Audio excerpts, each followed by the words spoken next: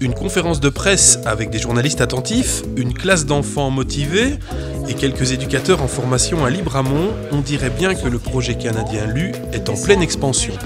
Donc c'est un mur qui réagit à un impact de balle et l'idée c'est qu'au travers de toute une série d'applications, on va pouvoir orienter un projet pédagogique ou approfondir des compétences strictement en éducation physique. Il existe un certain nombre de jeux où par exemple on peut lancer une balle sur une opération de soustraction ou d'addition et donc là de faire réfléchir l'enfant tout en étant dans l'action motrice.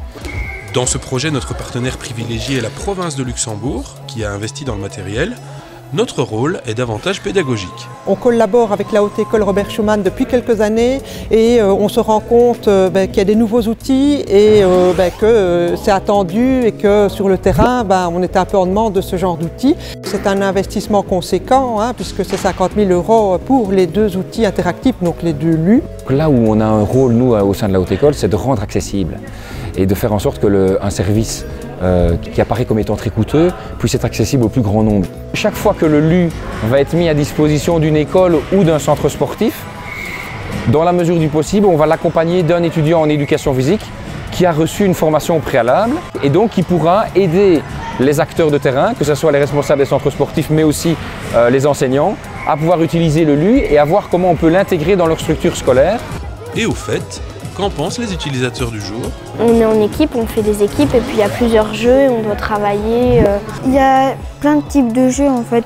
Nous on a joué à un jeu de calcul, ça nous fait réfléchir. Il faut réfléchir et on s'aide aussi de l'autre équipe qui nous dit un peu quand on ne sait pas. Donc. Celui de la souris, j'ai bien aimé parce qu'il fallait essayer que la souris et le fromage se rencontrent, mais là c'était tout le monde ensemble donc c'était vraiment bien. Tu mélanges les deux, tu fais du sport mais tu réfléchis, ça c'est bien. A priori c'est donc positif.